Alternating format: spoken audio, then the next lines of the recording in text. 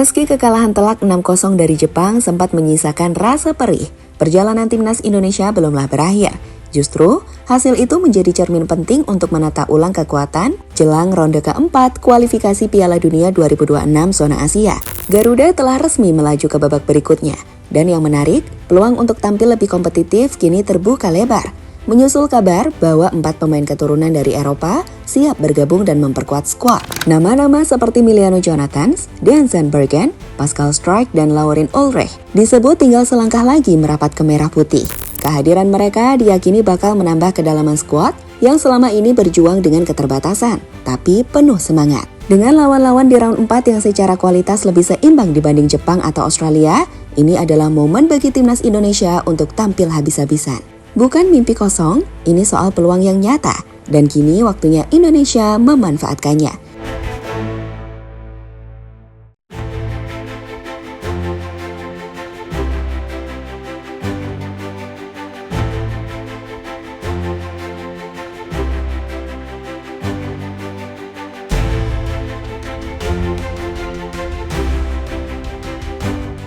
Setelah melewati babak ketiga dengan penuh kerja keras, keberhasilan timnas Indonesia menembus round 4 jelas bukan hal yang bisa dianggap remeh. Mengingat status kita sebagai tim debutan dengan peringkat FIFA terendah di grup, capaian ini layak mendapat apresiasi tersendiri. Selama perjalanan di babak sebelumnya, Garuda menunjukkan karakter pantang menyerah. Hasil imbang melawan Australia di kandang, kemenangan atas China dan Arab Saudi di GBK, serta kemampuan bersaing melawan tim-tim berpengalaman membuktikan bahwa tim ini sedang berada dalam proses menuju level yang lebih tinggi.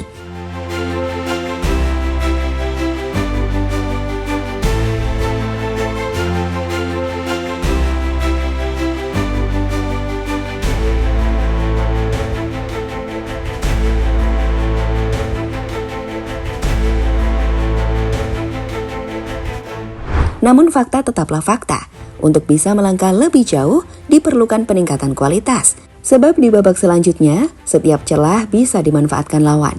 Kedalaman skuad, adaptasi taktik, dan efisiensi di setiap lini akan jadi kunci. Dan menariknya, kali ini Indonesia tidak berjalan sendirian.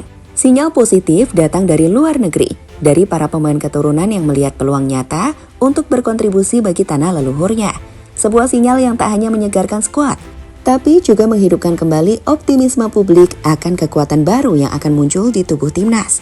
Belum lagi atmosfer supporter Indonesia yang terus menunjukkan loyalitas tanpa batas, baik di laga kandang maupun tandang. Hal inilah yang perlahan membangun citra bahwa timnas Indonesia bukan lagi sekedar tim penggembira, melainkan sedang berkembang menjadi kekuatan yang tak bisa lagi dipandang sebelah mata.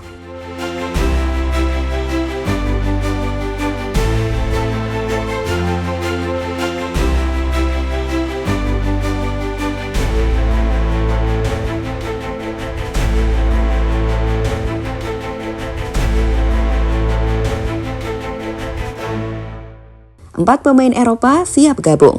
Setelah penampilan solid di round 3, perhatian kini tertuju pada bagaimana timnas Indonesia bisa meningkatkan kualitas tim secara keseluruhan. Salah satu langkah konkret adalah memperkuat kedalaman skuad, terutama dengan masuknya pemain-pemain keturunan yang bermain di Eropa. 4 nama yang mencuat adalah Emiliano Jonathans, Belanda, winger; Dean Zandbergen, Belanda, gelandang; Pascal Struijk, Belanda, bek tengah atau DMF; Laurens Ulrich, Jerman, gelandang.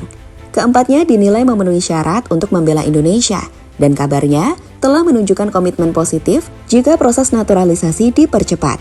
Jika semuanya berjalan lancar, maka mereka bisa bergabung saat uji coba internasional di bulan September mendatang. Kehadiran mereka diharapkan mampu mengisi celah yang selama ini cukup rawan.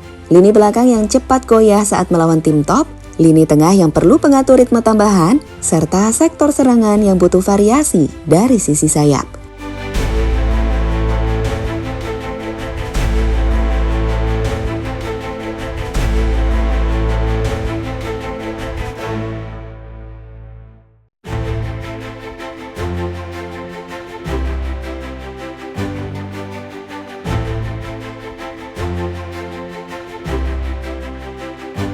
Level baru timnas, membangun tim yang siap bersaing.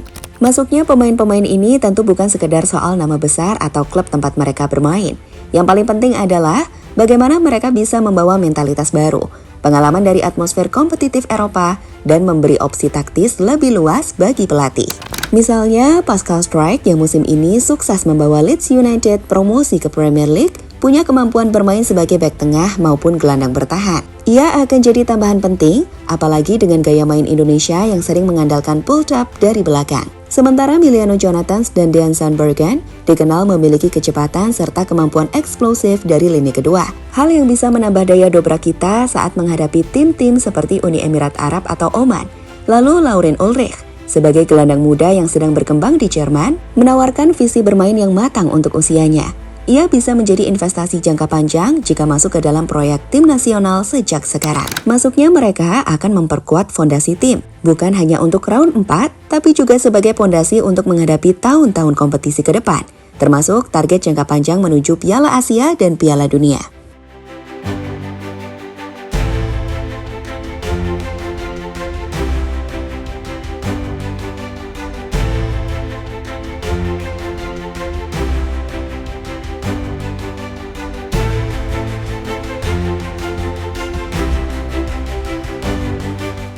Round 4, momen terbaik untuk habis-habisan. Lolosnya Indonesia ke round 4 kualifikasi Piala Dunia 2026 bukan hanya jadi sejarah, tapi juga peluang emas yang belum tentu datang dua kali. Berbeda dengan babak sebelumnya, di babak ini lawan-lawan yang dihadapi berada di level yang relatif seimbang, setidaknya di atas kertas. Beberapa potensi lawan seperti Oman, Uni Emirat Arab, Irak, atau bahkan Qatar bukanlah tim dengan tradisi panjang di Piala Dunia. Ini membuka ruang bagi Indonesia untuk bisa mencuri poin dan bahkan bersaing untuk posisi dua besar, yang otomatis akan melaju ke round 5 atau bahkan bisa langsung lolos jika format berubah. Performa timnas selama round 3, terutama saat menghadapi tim-tim selevel seperti kemenangan atas China dan Arab Saudi, serta hasil imbang melawan Australia, menunjukkan bahwa Indonesia sudah tidak bisa lagi diremehkan. Kini tinggal bagaimana konsistensi dan kedalaman skuad dijaga, dengan tambahan 4 pemain keturunan yang siap tempur, plus modal chemistry yang sudah terbentuk di skuad lama, round 4 adalah ajang untuk habis-habisan. Sebab jika sudah masuk ke babak playoff interkontinental di round 5, tantangan akan jauh lebih berat karena harus melawan tim-tim dari Amerika Latin atau Afrika.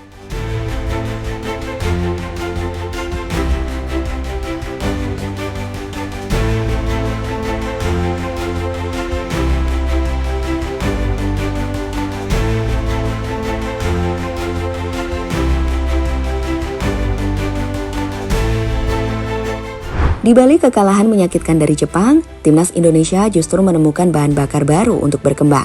Mimpi ke Piala Dunia bukan lagi angan kosong. Jalan memang panjang, tapi langkah nyata sudah dimulai. Dari kinerja tim yang solid, dukungan fans yang luar biasa, hingga potensi amunisi tambahan dari Eropa. Kini semua tergantung pada sinergi antara PSSI, tim pelatih, dan para pemain.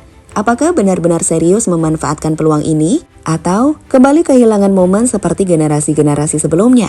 Satu hal yang pasti, dukungan publik tak pernah padam. Apapun hasilnya nanti, satu kalimat tetap relevan. Jangan pernah ragukan semangat Garuda. Perjalanan belum usai, tapi harapan itu masih menyala. Dan jika semua bersatu, bukan tidak mungkin Indonesia benar-benar mencatat sejarah di pentas dunia.